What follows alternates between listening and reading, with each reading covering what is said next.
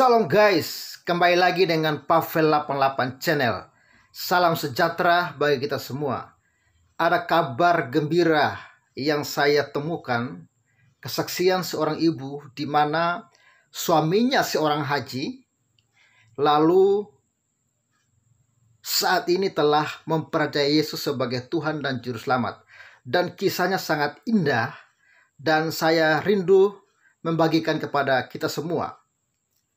Di satu sisi kita dengar berita baru-baru kalau si Ustadz Moko Ginta berusaha untuk menceraikan keluarga yang istrinya masuk Muslim, lalu suaminya masih Kristen. Dia berusaha untuk menceraikan, katanya itu perintah agama, perintah Nabi, perintah Allah. Begitulah kira-kira. Ya entahlah itu ajaran apa ya. Kok nyuruh orang untuk bercerai gitu loh. Ini kan gendeng namanya. Tapi biarkanlah mereka. Kita fokus saja bahwa ajaran Yesus Kristus tidak memperbolehkan orang untuk bercerai. Artinya Allah sangat membenci yang namanya perceraian. Itulah isi kitab suci. Masalah dalam keluarga itu pasti ada. Tapi justru disitulah ketika ada masalah kita mengandalkan Tuhan, memohon pertolongan Tuhan supaya masalah itu dapat selesai dan rumah tangga kita tetap dipertahankan. Justru seorang ibu yang mempercayai Yesus sebagai Tuhan dan Juru Selamat, lalu suaminya belum percaya. Oleh ketabahan, ketekunan ibu ini, akhirnya suaminya yang tidak percaya menjadi percaya Yesus. Begitu indah kan? Ingat, hanya Yesus jalan keselamatan dan kehidupan yang dapat menyelamatkan kita dari kebinasaan kekal. Saya akan berikan kesaksiannya secara lengkap. Saudara bisa menyimak sampai tuntas dan Tuhan Yesus memberkati. Salam.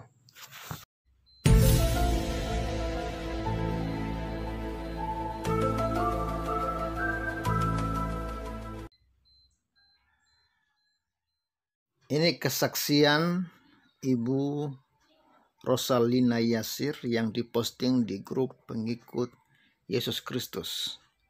Kesaksian saya ibu rumah tangga yang sederhana, anak saya 3. Saya menjalani rumah tangga yang berbeda satu sama lain. Suami saya haji, mertua bahkan ipar-ipar saya semua haji, sedangkan saya Kristen. Kami menjalani 10 tahun berumah tangga dengan berbeda keyakinan. Sedih, kecewa, itu yang saya rasakan. Tapi di saat saya ingin mengakhiri rumah tangga saya mendengar suara yang lembut dengan lantang di telinga saya. Jangan takut, aku besertamu. Setelah saya mendengar suara itu, hati saya kok damai tentram. Tapi sayang saya tidak mengerti bahwa Tuhan sedang berbicara pada saya. Singkat cerita, 3 tahun kemudian suami saya mempunyai masalah yang bagi dia sudah buntu dan tidak ada jalan keluar. Di saat itu, saya bernyanyi puji-pujian. Sekilas dia balik melihat mulut saya dan berdiri dan berkata, jika Tuhan Yesus bisa bantu saya berjanji akan ikut dia. Belum cukup 3 menit bahwa dia belum meninggalkan tempatnya, HP-ku pun berdering dan itu dari orang tua saya. Bahwa masalah suami saya terselesaikan dan sekilas suami saya menangis seakan tidak percaya bahwa secepat itukah, dan seminggu kemudian dia minta dibaptis. Bahkan suatu hari dia sudah dibaptis, suami saya bermimpi Tuhan Yesus datang memperlihatkan dirinya dan kerajaannya. 1 bulan suami saya dibaptis, saya jatuh sakit dan dokter bilang kayaknya itu kanker serviks. Kemarin saya shock, saya takut, tapi saya percaya Tuhan Yesus baik. Dia yang akan datang menyembuhkan saya. Dan oleh bilurnya saya sembuh. Amin. Tiada mustahil baginya. Kata Yesus, apa yang tidak mungkin bagi manusia, mungkin bagi Allah. Lukas 18 ayat 27. Wow, dahsyat ya. Akhirnya suaminya diselamatkan oleh Tuhan.